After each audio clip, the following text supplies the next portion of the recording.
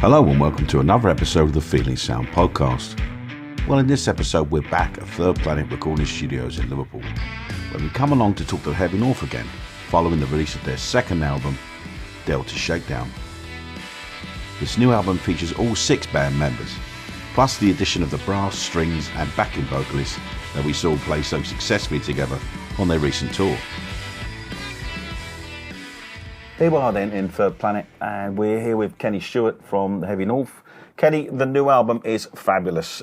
Give me some idea of the comparison between this one and the debut album. Well, we'd just like to keep things fresh, really, just keep moving forward, give people a bit of a different taste of things that we can do. So yeah, there's a few different tracks, but wouldn't necessarily you find on Electric Soul Machine. That's going to be on Delta Shakedown. There's like acoustic folky numbers on there. There's a few darker ones, a few more psychedelic numbers on there as well. So yeah, just really trying to show people and showcase what we can do, really. It's a very different album, this one. It feels like you've possibly matured a little bit more as a band.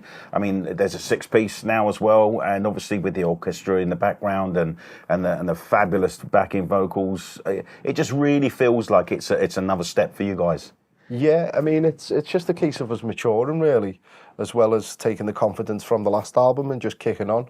Obviously, we've got Jack with us now, which adds a lot of depth to the tracks. Some of his guitar work's been absolutely phenomenal on it, and really adds a lot of depth, as I said. But yeah, the orchestra and stuff, we really got an insight from the last album of what we can do with them. So, as well as when we played with them live in the Arts Club, which was absolutely brilliant.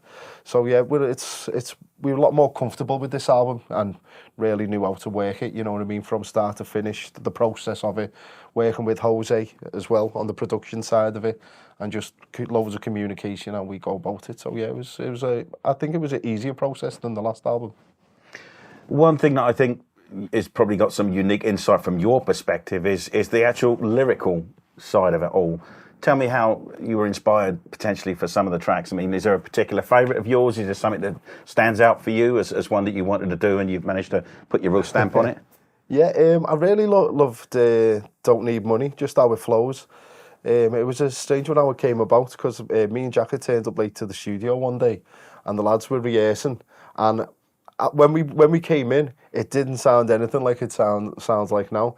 It was a bit it was a bit too poppy how it sounded initially. So I was like, oh, I don't know, lads. So I ended up saying to Jose, make this one a bit more bluesy, put like a Peter Greeny type thing on, like Fleetwood Mac, and he done it, and just turned around and went, "You're a genius," and I was like, no. Yeah, of course. It was you who just played it and come up with the track. So yeah, I really love the feel of it. It feels to me like it's a like modern Fleetwood Mac, but with a Peter Green Fleetwood Mac twist on it. You know what I mean? I think it's really cool. Yeah, I mean, what I particularly liked about that track is that it's got what I call a stripped back elegance to it. It's really there is so much in there, but it's a really elegant track. And the sentiment of it as well, I don't need money because I've got you. It really is a superb track, Ken. I mean, I can't wait for you to play that one live. Yeah, it's probably my favourite track from the album, to be honest, because it's got so much depth.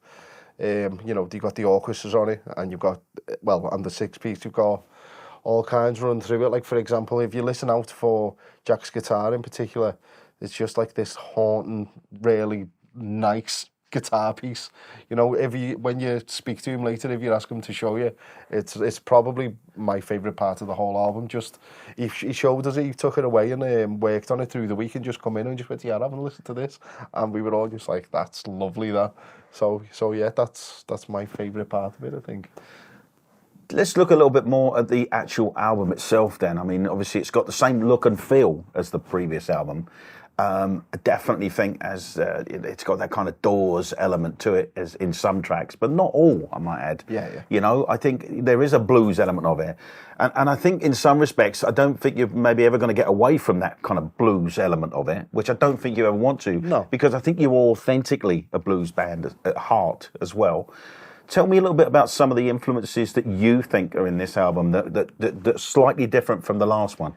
I'd say there's a bit more Queens of the Stone Age in this one. I'd also say it's less inspired by soul. The last album was a lot more had a lot more soul in it, whereas this one's more blues, psychedelic kind of vibe.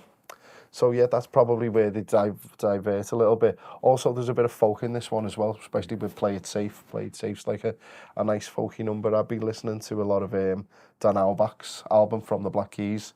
He did a solo record, and there's a lot of tracks that are like really nice stripped back.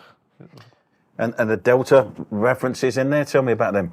Well, yeah, it's because we've been described as, when people have done reviews of us, they go, oh yeah, straight from the Mersey Delta, which we liked, to be fair. But when we were discussing like album names, we thought Mersey Delta was a bit too on the nose. So the fact it's called Delta Shakedown, we looked it up, and it's actually like a dance from the 1920s or something. So we thought, yeah, that'll do. And a shakedown's like getting patted down by someone, so it's got a bit of a darker element to it as well, which we're all in for, to be honest. Can we look forward to some moves from you on the stage, maybe? Oh well, I don't know. We'll have to see. Sometimes I have put the guitar down on a couple of tracks, but I'm trying to keep me in a Mick Jagger in as much as I can.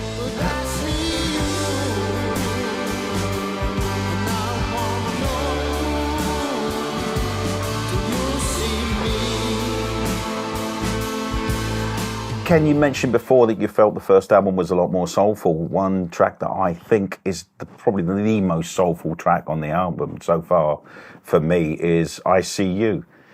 Can you talk me through some of the process behind that one and the thought behind what it's about? Yeah, it's a really interesting concept, to be honest. There was a lad I used to go to school with who travelled to like South America to try this hallucinogenic drug, ayahuasca. And I don't know if anyone's like looked at it, but it's quite interesting, like the experiences what people have. And basically he was struggling due to the fact that he had an autistic son who he was struggling to communicate with, and thought, he tried taking this drug to see if it could give him any answers or ease his mind in any way. So he documented his trip that he went on. And basically he had the drug and spoke to like an entity that said to him, he sees you and you see him. And given that he found it hard to communicate with him, felt like he wasn't bonding with him as he should be, given it's his son and stuff. It really gave him like peace of mind, which I thought was a really interesting topic, and really probably moving in a way. The fact that he felt so at peace just by getting this little bit of information, which was he sees you and you see him. The track itself for me is brilliant. I mean, I really love Jose's guitar solo in it, and also I felt special mention as well to the backing vocalists Molly and Rosalie. I think they really come through again so strongly in that track as well. Yeah, it's a great track. It's a bit Pink Floyd-esque, especially Jose's solo. It's absolutely stunning piece of music. And yeah, the girls, we played with them from, in the Arts Club, and we thought it was only be fitting that we can get them down for the album because they're good friends of ours and absolutely phenomenal singers as well. So yeah, it was really good to get them involved. Yeah, they're outstanding on this album on more than one occasion. They've been absolutely buzzing with it. It's like, I've known Rosalie for many years and she's so talented, and as is Molly. And this is the first album they've actually featured on, so they've been over the moon, just posting it everywhere, texting, so excited. So I'm as well as being happy for me and the lads releasing it, I'm also happy for the girls to get the name on an album and performing on it. It makes such a difference having them on it, I think. Yeah, definitely. Well, hopefully, once these bigger gigs start rolling in, we'll be taking the full bands with us on tour more and more.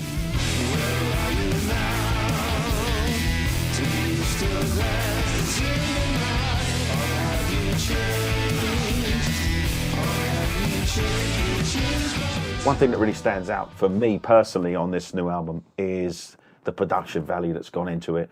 I think Jose's done an incredible job, and I'm really fortunate enough to have a few minutes to chat with him now. So let's have a little bit of a look and an insight into what you've done. Jose, for me, the production value in this is different level to what you've done before.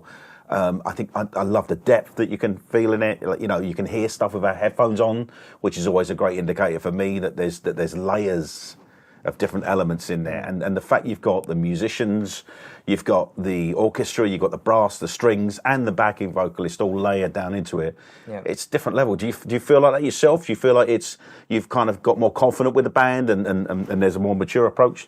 Yeah, I think because second album as well, I knew obviously the musicians, I know them very well, so I know how good they can perform when they were in the studio, and particularly as well using the strings on this album and the girls backing singers, the brass, it's always a bit of a challenge to balance because you've got so much good, so many good musicians playing, and then you have to make sure they all have their own space. So for me, the challenge was more trying to get them out in certain parts of the songs, because I know they were all going to perform really well, and they did, and that's what I wanted to transmit to people. It's like when you're listening to it, you can hear little bits of strings in some parts. The girls come up in the choruses. You can hear Molly and Rosalie, and other parts like guitar solos, guitar parts in the verses when Kenny's not singing, the Jack's playing, that they give you these melodies that they are really lovely, and that was kind of like my job, because the recording was easy really, because I got a system here, because I do it all the time. But with the guys, it was more like, okay, let's focus on these different parts each, and make sure that was transmitted like in the mix so you could hear it. And I think that was kind of like my job to do really. Can you give me some examples of how the different layers work? Have you got? Yeah. Well, I got the session open with the song "I Don't Need Money." On this particular track, we had the string quartet playing. Apart from the first verse, they played the whole song, and they come in, especially in the choruses. It's lovely strings coming in, which you listen to the track, you can hear them like something like this.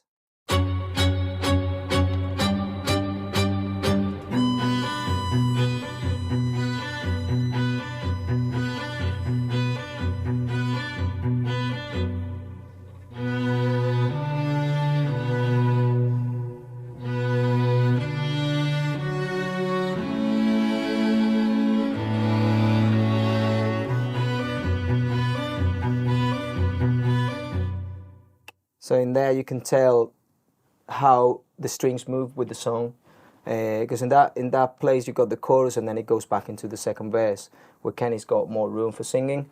So they adapt the playing to how the song is, and that's what is great about working with Nick and the string quartet. They know where the spaces are, and I don't really have to tell them too much what to do, so they know exactly what's going on. And that's what I wanted to do, have something you can hear it on the mix, but it's not like everyone's got their own place. It's about balance, isn't it? And I think right. you've nailed the balance in this one. Thank you. I really do, genuinely. It's an authenticity about what you're doing as well. I mean, like, just hearing it stripped back, you've almost got like a Beatlesque sound there, Yeah. Sgt. Pepper's type, I know, yeah. Vibe. It's just in this album as well, because if you listen to other tracks like Give a Little Love or obviously Delta Shakedown, there's different elements of different influences of different bands that we love, and that's what we wanted to do, just something different that people can pick up different influences for different songs. And so far, people have been telling us, oh, we love this track, and some of the people say, oh, we really love this track. So there's a variety of tracks. They are quite interesting. I think I have to say it's not a boring album. All the songs are the same style, so it's quite different, and and that's what I like about this album, just the variety of different things that you can hear. It's definitely variety in there. I mean, it would be very easy for someone to look at the title Delta Shakedown and think it's going to be a blues album, but it's not at all. There's some poppy, funky tunes in there as well. There's also some soulful stuff. I mean, but I think at its very core there is that blues element as well. Yeah, so blues is always there. But I think people will be surprised when we do these next few shows, and obviously the big show we go in December. They'll get surprised of how sometimes people think, oh yeah, blues rock band. They expect something and they know, but then when you listen to the tracks in the album, you can tell it's like different elements and different styles as well in there. If you haven't had a chance to see the Heavy North play yet, I definitely recommend people going to seeing them. That last gig that I saw you play was at the Arts Club, and what a phenomenal event that was. It was just superb performance. The crowd was amazing. Yeah. And also, the fact that halfway through you brought on the strings, you brought on the backing vocalists, Molly and Rosalie, and you also then, brought out the brass section as well. Yeah. And I just think it's such a massive sound, and it's not like it swamps. Yeah. No pun intended on the Delta front, but it literally sat so well in the live event. I can't wait to see you play at the Camper Furnace. Yeah, it's going to be a great show, and obviously we're all going to be there with the full, 13-piece band, and hopefully we can transmit what you can listen into from the album into, like a live experience, which will sound big and loud, and the light show and everything. So looking forward to that. From a personal point of view, we've talked about your confidence coming up and knowing the band. Talk me through the different stages of production. Talk me through how you feel, you work as a band and how that might differ from other people. Yeah. I mean, one thing that always strikes me about you guys is you're friends. Yeah. It's effortless whenever I'm with you guys. It's just, it's just you obviously get on really well together. Yeah. And I personally think that translates brilliantly into the music. I think as well, because we are so good friends, we spend quite, time together when we've been on tour and when we practice and when we write songs as well.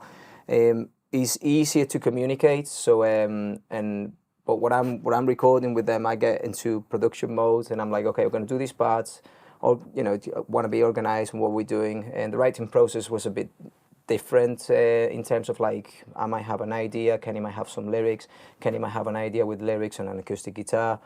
We'll lay it down, then Mark will think about some drums and they'll pop in and they'll do some drums, and then we'll listen back. And it's quite good because we've got the options to go back to the songs and kind of like, work on them in depth. But some others, like 2 or 3 songs that we've done in the album, it was more like a demo, jam that we had in the studio. But it sounded so well, we ended up like using it and adding more elements to it. But definitely being friends, it does help, because I can always tell. I could always have a little bit of a banter when recording, and but I can always tell them, okay, just try this, and this. Everyone's like up for it, and they trust me on what I do, and I trust in what they play, so I don't have to worry about what they're doing, because I know they're going to perform. It's exciting times. I mean, you've spent the last few days, I know, signing albums and getting the released and stuff like that. Yeah. Early days, but I mean, the sales are going really well from what I can gather. Yeah, I'm very pleased with that. So I can tell people they've been waiting for this album for a long time, and they were all, we had quite a good atmosphere the other day of people coming, get the track, signing, have a chat with us, asking us questions about how the album's been done and everything, and really, really appreciate that. Excellent. I would say it's a great album. Cheers, man. Congratulations, mate. Thank you.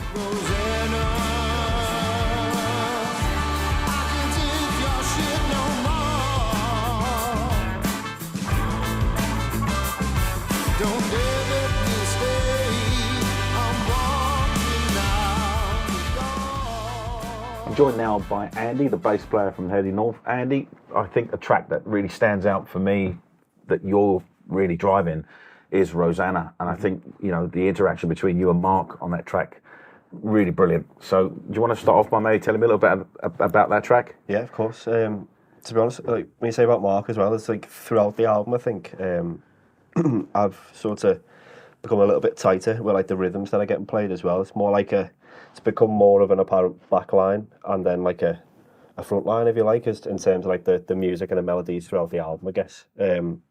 Which has been pretty good. It's also good for me because his rhythms are quite, he's over there obviously, by the way, but his rhythms are quite complex, so it makes me play more like ghost notes in between things, so it makes it a bit more complex on my rhythms as well. So I think this one, more so, this and Don't Need Money sort of maybe bring that out a bit more in the bass playing, I guess. I found that as well, listening to it. I know you're telling me it, and I would repeat it, but it's genuinely found that there seems to be a lot more. I mean, I don't know whether you're more relaxed on this album, but you seem to be a little bit freer to play, as you said, the ghost notes and things like that. I guess Is there a confidence with that, do you think? You think you really found your place now? Yeah, definitely. Well, first album, I thought I was sort of maybe finding a way a little bit, trying to fit in, if you like, but then second album, obviously a bit more established, and then also I've been doing a bit more playing, so a bit more practicing, sort of playing a lot more outside of just being in the studio, so that sort of comes across a bit as well, getting a bit more of like proper bass playing influences rather than just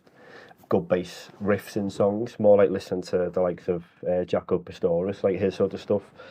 I mean, I never come close, but it's always good trying, you know what I mean, so that comes across, I guess. And how much do you think it was important for you to have done the UK tour? I mean, the last time we spoke to the band, you'd literally just come back off the UK tour. Mm-hmm. And I know it wasn't, like every night playing all over the place, but it was You did cover some ground when you did the tour. Yeah. How much do you think that experience has helped you as a player? Well, you have to sort of learn to get stamina as well, I guess, as a player, because you don't want to go full dig in too much on the strings too much, and obviously you're going to sort of burn yourself out or like get it. You should be well rehearsed anyway, but if you're sort of getting sort of blisters on your fingers and that sort of stuff, it means you haven't put the work in beforehand. So it's obviously getting the preparation before the tour as well, and then obviously it sort of sets you off for the rest of it, I guess. For me personally, you've really put down a marker on this album, for sure. You mentioned another track there. Talk to me a little bit about that one. Yeah, so on Don't Need Money, that was Jose, Steve, Mark and I think were in here waiting for everyone to arrive. And we were just sort of jamming away. Been doing a lot of stuff outside, as I say, outside the band with a lot of different influences, like so sort of some jazz stuff or a lot of funk influences as well, with a lot of passing notes or arpeggios as well, and sort of not necessarily having a bass riff, more so just complementing the chords that are being played. So just playing arpeggios of the chords, and then that sort of transcends on the keys as well for that song, with playing the different arpeggios throughout the whole song. And it's sort of good the way the two instruments sort of intertwined on that track. So I would never have had that sort of spark or the freedom to play that before, because I just didn't have the knowledge really. Give me some sense of how you guys would pull a track together then from that jam session. Mm-hmm. How does that work? Do you share knowledge? Do you share ideas? How does it work? Yeah, that one's a little bit different because it's usually obviously Ken does the lyrics across all the songs. Obviously bits of influences with Jose. Jose has usually got the bones of a song. Sometimes we'll all come in and we'll maybe jam a variation of that. That one was a little bit different, where we were just sort of sat here just playing along. Jose had a loose riff, and then we sort of just all built on top of that. So that one was a bit special in terms of like it sort of coming together all together a bit naturally, you know what I mean? It was a good experience, I guess. So yeah.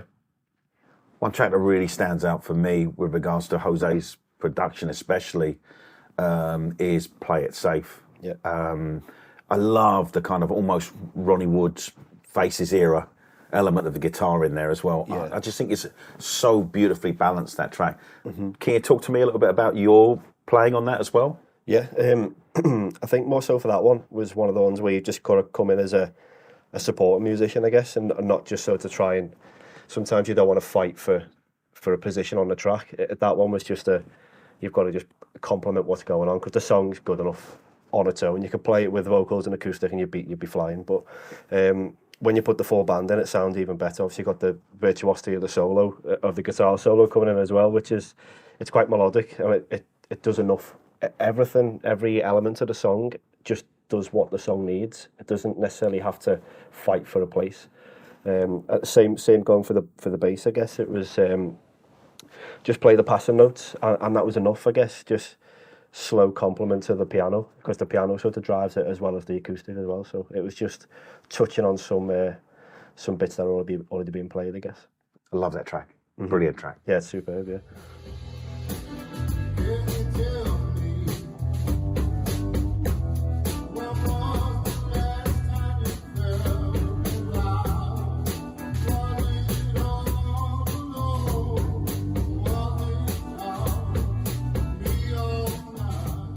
I'm joined now by Mark Reeson, the drummer from Heavy North. Mark, one thing that stands out for me is your kick drum on the very opening track of the album, Delta Shakedown. Really drives that track, and it sets the tone and the scene for where the album is going to go. Talk to me a little bit about that track in particular. I think that's the one for me that just, when we heard like the demo and then started kind of like jamming it out, I think we all kind of knew collectively that's going to be the opener, because it kind of, like you say, it just goes straight in. And it sums up kind of a lot of our sounds for me. It's got a little bit of psychedelic stuff, a little bit of that Dawsey vibe, a little bit of the bluesy stuff, but it's like that. It's got that Black Keys thing going on as well. So I think we knew it's just got to go in hard and like just be a nice riffy tone setter. So I was doing the drums. I just wanted it to be. I was thinking proper Black Keys, to be honest. I was thinking like just like quarter notes on the crash cymbal, leave loads of space. The kick just fall on the floor, just like driving the intro, and then just the whole. I think that whole track just sets the tone for the album. Absolutely. I mean, when you pair that up with the, the rest of it, for standout moments for me, Kenny's vocal comes straight in on that, and then there's that like dancing around as well with that Manzarek-esque kind of like Vox sound from Steve on the keys. The track really does set the tone for the album, I think. Yeah. I think we all, like I said, I think we all knew that as well, which is why it was like, I think we all just went, yeah, that's going to be the opener. Yeah. Is there any other tracks that stand out for you that you really enjoy playing, or?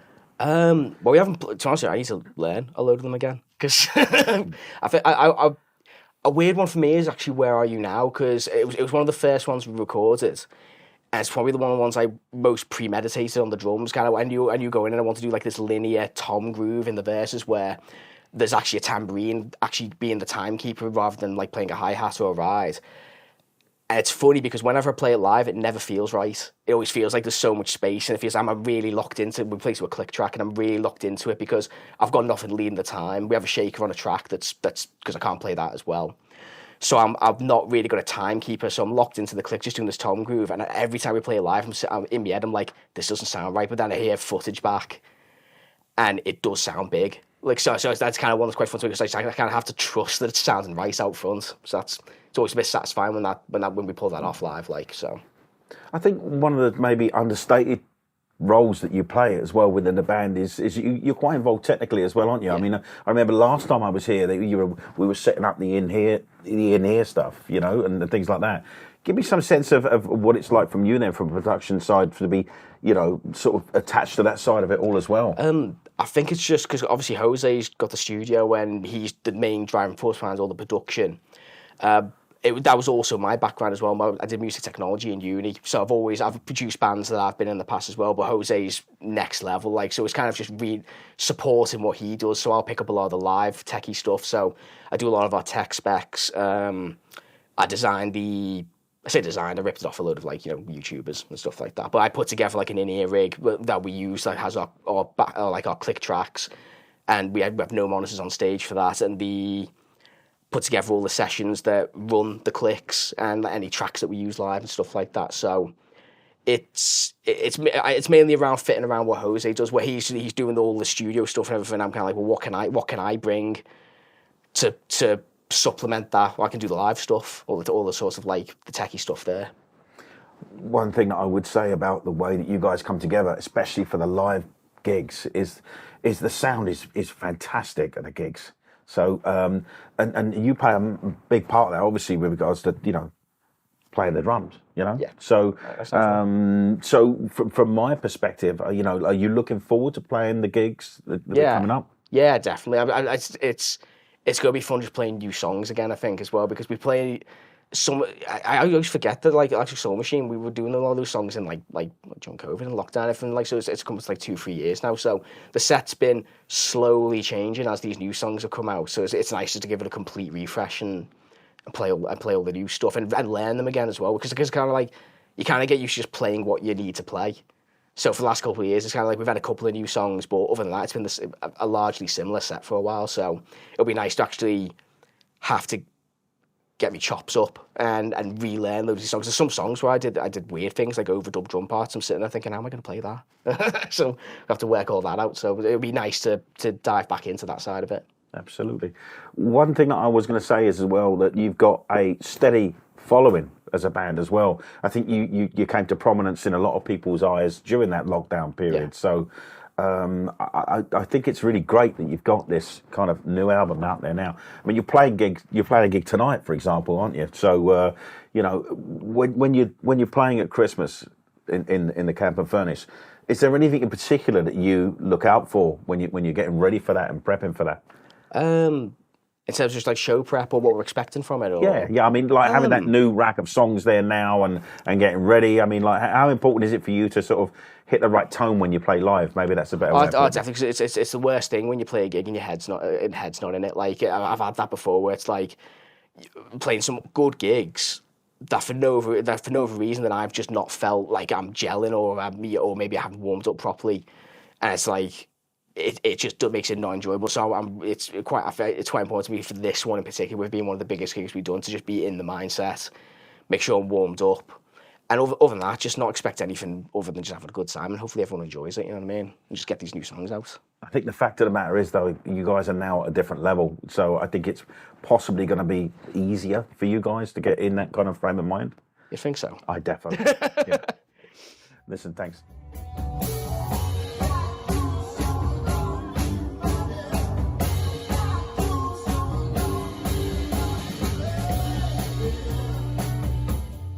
I'm here now with Jack. Jack is one of the guitarists from the Heavy North. Jack, maybe we could start off by looking at some of the kind of technical sides of your guitar playing in some tracks on this album. I mean, is there any one track in particular that you feel as though you've brought some subtle technical details to? Yeah, there's a few. I'm quite lucky, really. By the time I get to the song, it usually starts as an idea that comes from Ken or Jose. A lot of times, like, Jose's a machine, so he'll put the bones of it down in the studio, and then I get to it, and I'm like, it's kind of, I need to try and slot in between where Ken leaves off and where Jose starts. So I'm not necessarily playing rhythm, solos, riffs, anything like that. It's a lot of what I do is kind of melodic stuff in the higher register a lot of the time, just trying to slot in it, and whatever. So a track that Ken touched on was I Don't Need Money. So it was it required a little bit more thought. You know, there was a couple of the songs on the album where, you know, we just in the room reacting to the jam, and that's a really special thing. But this one I had to take it away. But then I brought it down and played it to Ken and Jose, and it was like, right, yeah, get that on. And it's like this. I'll try not to mess it up.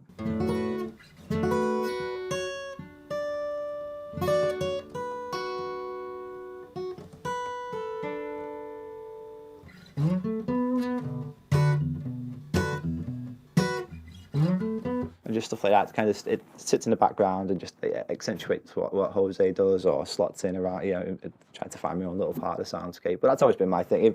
I didn't play an Electric Soul Machine, but I did all the live shows for it. And it was never a case of come in and play this. I've always had the artistic license to do whatever, you know, whatever I wanted. And that was it was a completely different thing, because we were playing that album and it was recorded. So I was trying not to veer too far from what had been recorded, but obviously, you know, naturally, I was adding things that weren't there. So I was trying to be a bit careful not to overlap too much into Ken or Jose, but at the same time, trying not to make the songs too different. Whereas this time, it's like, you know, just go with it and see what happens. So yeah, there are, you know, just a few guitar parts that I really enjoyed playing on the record. I think from a personal point of view, I really love the layers and the depth that you've got now on this album. Yeah. And I think it's quite apt that you're pointing out that, you know, obviously it was a 5-piece when Soul Machine was out, and now this album is 100% a 6-piece with a lot more besides, when you add in the strings and the brass and the backing vocals. It's a big sound. Mm. And I think, you know, I love some of the subtleties that you bring that just brings that layering to it. I mean, the example you just gave us was spot on. I mean, is there any one other track that you feel like you've brought something uniquely Jack to? We have a song called Play It Safe. and again, it was one of those that required me to think about it a lot more. You know, I think we'd had it on a voice note in our band ideas thread, and I you know, sometimes you envision how you're going to play on it, but it just didn't work out like that. I was thinking, you know, really subtle, you know, drenched in reverb kind of pedal steel sounds. But then it was probably the hardest one to put together out of all of the album tracks. So I was messing around with tunings a lot, which is what I do as well, because you've got to try and be a bit different, you know, try and find something that's not there. So that allows me to do that. There's quite a few different tunings, and this one's I think it's in open G, capoed at the 5th. And again, it's up in the higher register. And again, I was trying to emulate sort of pedal steel sounds, but it didn't quite come off. There's a little bit of that, and it come off.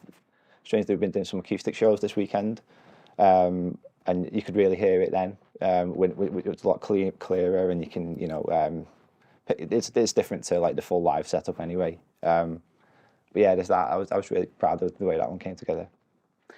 You just touched on it there. I mean, you've been doing a lot of playing and a lot of support and a lot of kind of marketing for the album. I mean, the album seems to be going incredibly well. It's early days. It was only released a few days ago, but Are you excited about where you're going to go with this album? Are you excited about the direction this is going in with the sound and stuff? Talk to me about what you think this is going to be as a bit of a marker for where the future of the band is. Yeah, well, we're really, really excited to just play the new songs live. So we're doing a lot of the kind of promo shows for the album at the minute, but we're doing them like stripped back acoustic, and we've touched on a few. But we're not doing, fully playing the album start to finish, because a lot of people come to watch us. They want to hear all the songs that they love as well, all the classics, like that Darkness in Your Eyes, As Long As You're Here With Me. Is it for you to play live? Yeah, it's the best. It's why we do it. It's the best thing. It's what we'd be doing anyway. We spend time together as friends. We play music together. It's what we do. It's the best thing.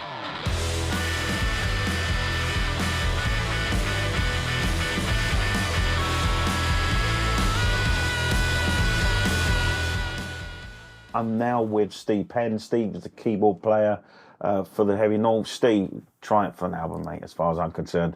Jose's production on it, Kenny's singing, the guy's musicianship, superb. And one thing I can't get away from is a completely different sound almost from you now on the keys. Talk to me a little bit about where the kind of influences are from that.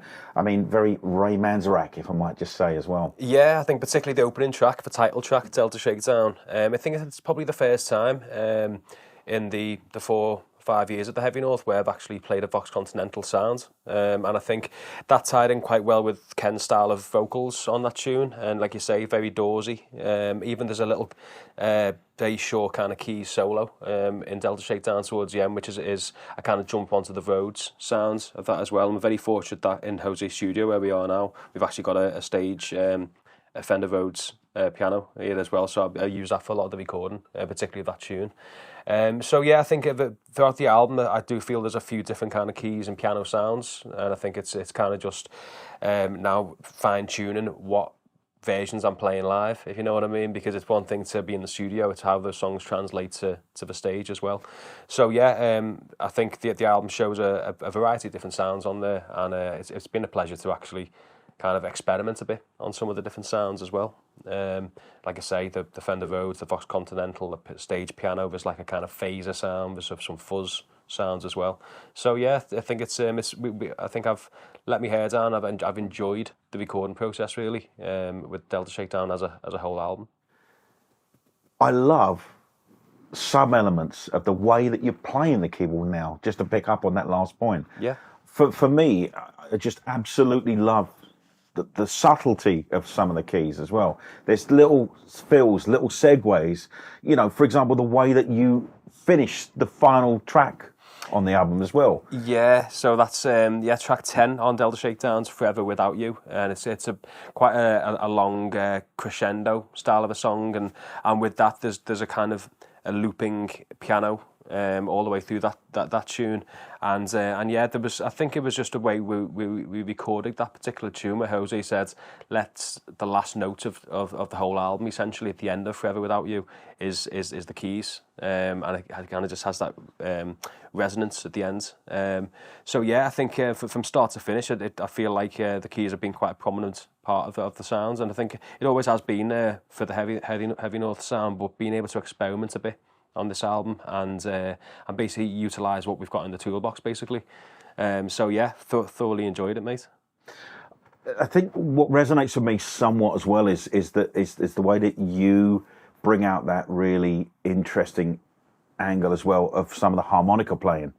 There seems to be quite a lot of echoes between the way you and Kenny's harmonica interact at various points. Yeah. Did you think that's kind of like underlines the confidence that you feel now as a keyboard player within the band? Yeah, I think there were some elements of Ken's harmonica and my keys on Electric Soul Machine, our first album, and I think in the same way we broadened our use of the string quartet and the brass.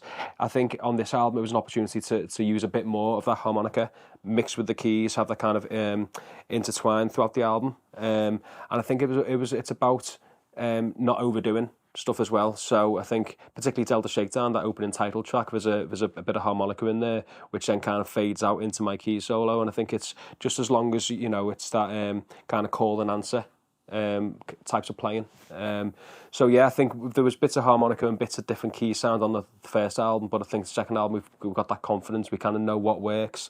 We've listened to our kind of fans and followers as well to see what they liked about that first album, and that just brings me on to the point about the string quartet and the brass and the backing singers. You know, we're very fortunate these incredibly talented musicians featured on our first album, but it was only in small pieces. With this album, we knew that was something we wanted to hone in on with Delta Shakedown, and we wanted to bring in the experience and the expertise of these other musicians, and I think hopefully that really comes across on the records. You know, some of the songs have that big band sound. Songs like I Couldn't Love You More and Rosanna. We've got the brass and they've got some of the strings in there as well, but the backing singers from Rosalie and Molly, those backing vocals have been absolutely fantastic, and I think we're really excited to see how that comes together live as well. So yeah, it's been a hell of a journey, and I just can't wait for people to see it live.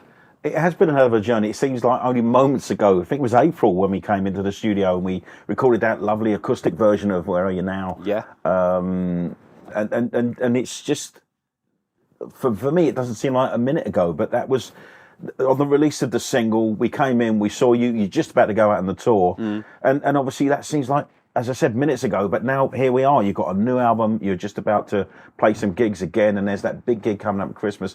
How much do you think the influence of that touring regime you went into straight after that last visit from us has made an impact on the way that you play now as a band? There seems to be a confidence, a swagger almost, you know, about the way you're playing now. Yeah, I think getting out on the road and playing gigs is one of the most enjoyable aspects of the band, and I think for that it's given us our confidence as musicians, both as individuals and as a band unit as well. And I think having that confidence of when you're playing shows across the country or even overseas shows as well that we've done a few of this year, you kind of know what you get a feel for what works and what fans are into and particular tracks. And I think if we reflect that confidence in our performance as well, I think that really helps to carry some of these newer songs. So we're very aware that there's some fan favourites on our last album, and we kind of thought, what made them fan favourites? Why were these particular tunes standout ones? And when we saw them, the reaction of the crowd when we performed certain songs live, that's helped inform us about what kind of structure we took with Delta Shakedown and how these new ones are going to really come across live as well. So yeah, since we last spoke early this year, we released Where Are You Now? We released Round Again, which is I think it's track 4 on the album, and we also released Give a Little Love, which was a bit of a surprise single.